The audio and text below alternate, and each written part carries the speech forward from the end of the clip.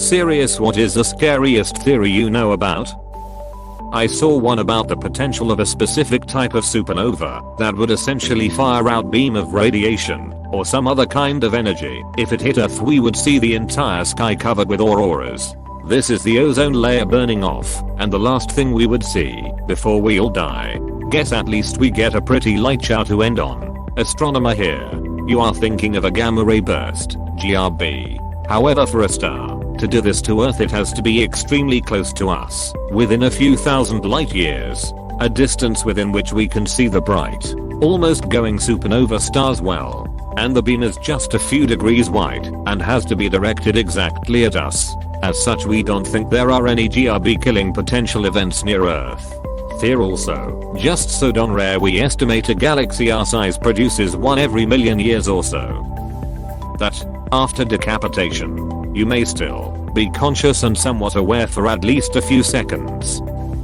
The theory of parallel universes. I actually find this comforting, because I low-key feel I have died in a bunch of them by now. Statistically speaking, one of you would have died by farting too hard and exploding a blood vessel.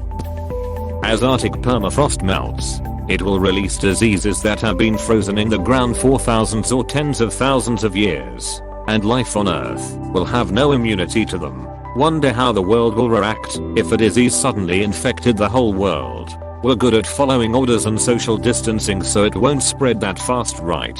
Even if it could, I'm sure with the concrete and immediate steps the world is taking to fight climate change, none of this will come to pass. That the Carrington event is actually on a 150 to 200 year repeating cycle. Goodbye electricity. What's the Carrington event? A CME, coronal mass ejection, hit the Earth's magnetosphere and caused a giant geomagnetic storm. The entire ionosphere became charged and unstable with massive induced electrical current. On the good side, such an event causes beautiful aurora, northern lights, across the majority of the planet. On the bad side, its giant planet-wide solar imp. It wreaked havoc on telegraph systems, but they were about the only electrical equipment at the time. If a similar event happened today, first the global satellite network would be annihilated. Then any radio signals would break up, including your phone going dead, immediately followed by most radio equipment being fried. Next, the power grids will go. Not just a worldwide blackout, but power surges would destroy most of what's connected to the grid, including the chaos of the transformer and substations exploding. Virtually every vehicle will suddenly shut off, and suddenly being very difficult to control will crash. Some heavily shielded military craft might survive, but in general commercial aircraft will suddenly fall from the sky. All of this would happen extremely fast. From any one person's point of view, it may seem to be instantaneous. If a bit stronger than the Carrington event, it may also destroy the backup systems that protect critical infrastructure from disasters. The Carrington event was over 150 years ago. Earth been hit by significant, but much smaller, CMEs at least twice since then. They'd be enough to cause quite a bit of damage today, but manageable. A Carrington event-sized CME had a near miss with Earth in 2012. We actually have multiple solar flares hit our magnetosphere every year. Just generally not that cause significant issues, though there are predictable events a couple times a year that interfere with some satellites for a couple hours a few days in a row. Carrington event-sized CMEs are common enough that within your lifetime it is pretty much guaranteed to see at least one or two more near-miss events. CMEs can be much stronger though. During certain parts of the 11-year solar cycle, the sun regularly emits CMEs large enough that, if they hit Earth, would strip the atmosphere, boil off the oceans, and incinerate everything on the surface, sterilizing the planet. There would be no real warning. Depending where you were on the planet, it would either be instantaneous, or you'd have just enough time to see a glow in the sky from the wall of fire before it crested the horizon and engulfed you at several times the speed of sound. GRBs are the only deadlier threat I'm aware of. We don't know whether the universe is in a true vacuum, lowest possible energy state, or a false vacuum, a local low, but not the lowest. If the universe is a false vacuum, at any point, at any moment, a quantum tunneling event could occur where that point spontaneously decays to a true vacuum. If that happened, A bubble would expand from that point at the speed of light that radically altered physics, instantly annihilating everything down to the subatomic level. Since it travels at sea, there'd be no warning, no way to see it coming. When it reached us, you'd just instantly blink out of existence, even if we are in a false vacuum. Such an event doesn't become likely for at least 10139 years. But it could happen at any moment at any point. It could have already happened, and the bubble could be heading straight for us, about to end us at any t. If there's no warning and we would instantly blink out of existence, what is there to be scared about? What if I forget to put the bins out before I disappear? The butterfly effect kind of freaks me out, because it suggests that every little action could be part of a series of events that leads to something much more impactful. For example, I could drop a pencil, which distracts someone for a few seconds, causing them to miss the bus, and after a few billion seemingly insignificant events, World War III begins. Equally likely that you dropping the pencil prevents World War III. The two possibilities cancel each other out, so you don't have to worry about it. That's a good way of looking at it.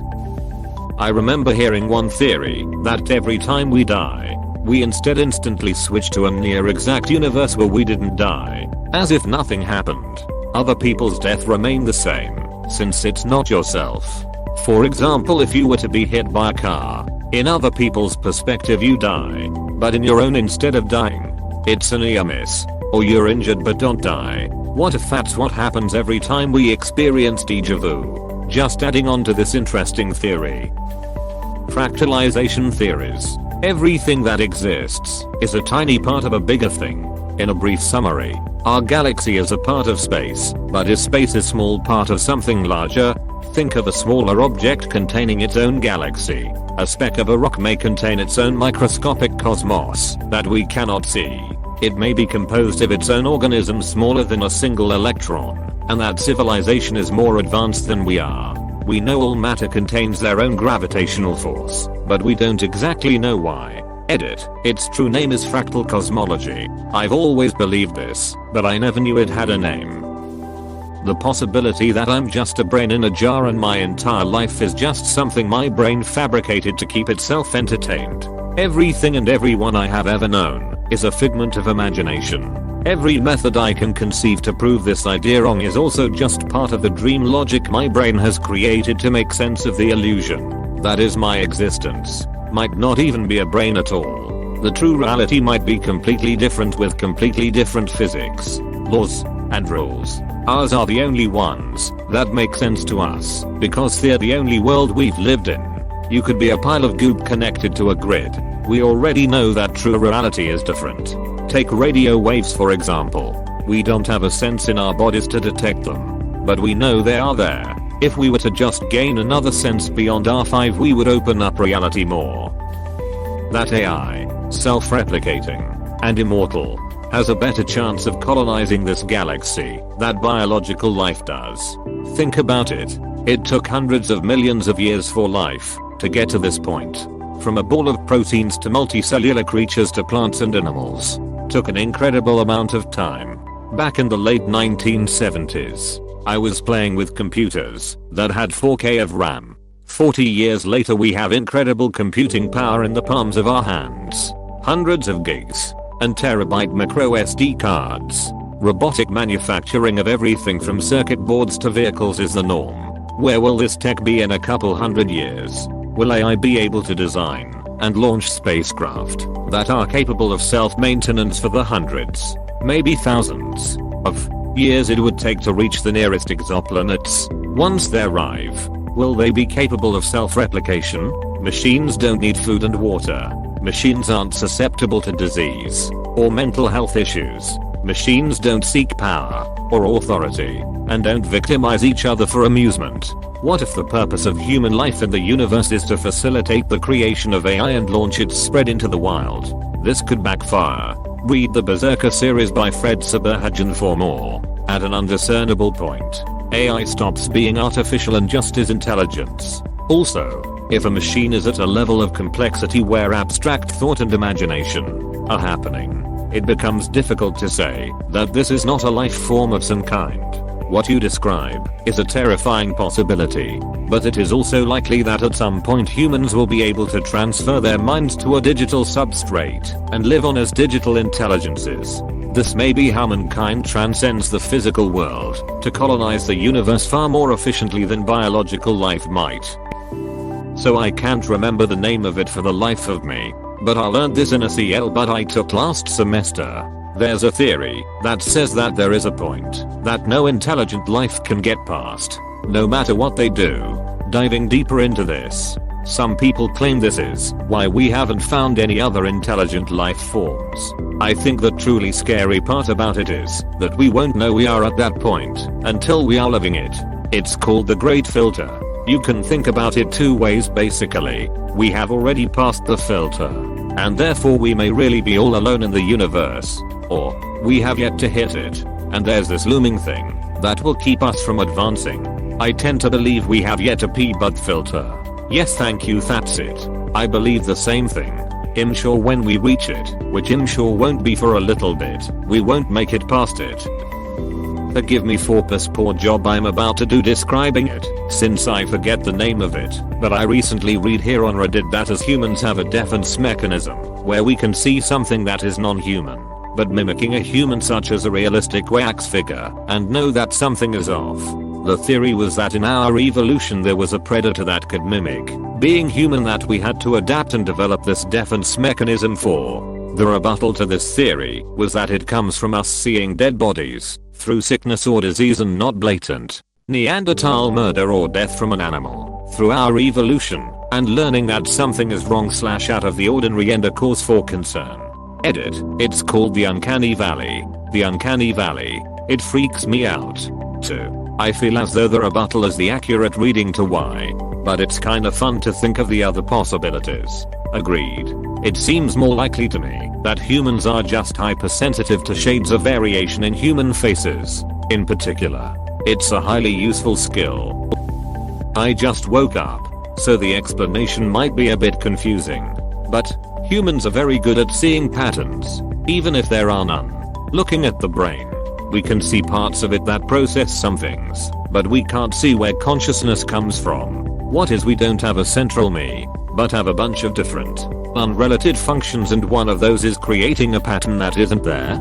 I feel like, when I read this over and over, I understand it a little more. It seems so right, but I'm not awake yet to expound on subject. That the reason we've not detected other life forms is because they're hiding from a galactic level predator species that hunts through radiation emissions. Not so scary, but some people say we are all dead now, but our consciousness keeps repeating memories of our lives like an endless loop, and it's the reason we experience déjà vu sometimes. Edit. Awards for this? Question mark? Thanks for awards. Lol. But how can I remember my entire lifespan if I can't remember what I ate yesterday? Just knowing the sun will eventually expand and envelop the planet, leaving a burnt and blackened French fry behind, is upsetting enough. Even if all these other things never happen, that eventually will. Imagine being around as that slowly becomes reality. Seriously, one day the Grand Canyon will no longer exist. There will be no physical trace of us ever having existed at all. That won't be long at all in the bigger picture. Even the sun dying is just a wee way away. How about entropic heat death of the universe? Now we are talking. The hypothesis that human life was seeded by another civilization. What if they come back? What if they seeded our planet because they themselves were doomed and wanted to give life a fighting chance to endure? Epstein's Island has a dump site for the victims. Wait, are there missing / presumed dead victims in the Epstein cases? I honestly did not know that. Not so sure it's true. I haven't seen anything about it, including here in this thread. Anyone have a source? That if time travel is possible here, or in any other of the possible universes, that this may be the least cruel that would still be self-sustaining in the general trend of time. The Holocaust may be less cruel than a universe where Hitler succeeded and purged impure and undesirables from the planet, even among his own race.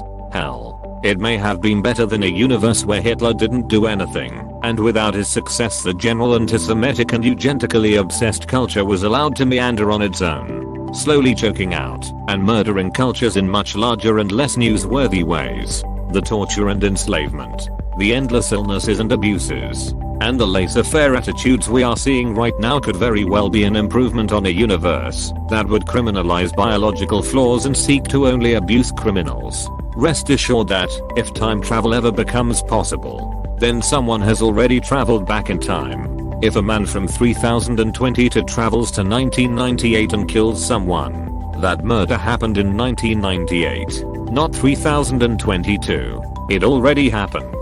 Changing the past is impossible, because what you did in the past had to already have happened. So just rest easy knowing some time travel probably tried to kill Hitler but failed horribly. Perhaps he was killed by another time traveler. That's assuming we are in a single linear timeline. It could be that a time traveler goes back to kill Hitler and succeeds, creating a branching timeline where WW2 never happened, leaving our reality unchanged, with the assumption the time traveler failed. 100 years from now the majority of us will be dead. We will just be another page in the history book. We may think that our life was very valuable, but we are just another century passing by. Just like how a lot of us don't think about how the 19th century as much, it will be impossible to remember all 5 billion of us living in this century. The next century will just remember the ones that help advance our species. This is exactly why I feel a constant need to do something absolutely revolutionary, like dig around on Reddit. Thank you for watching. We hope you enjoyed this video. Please subscribe for more videos.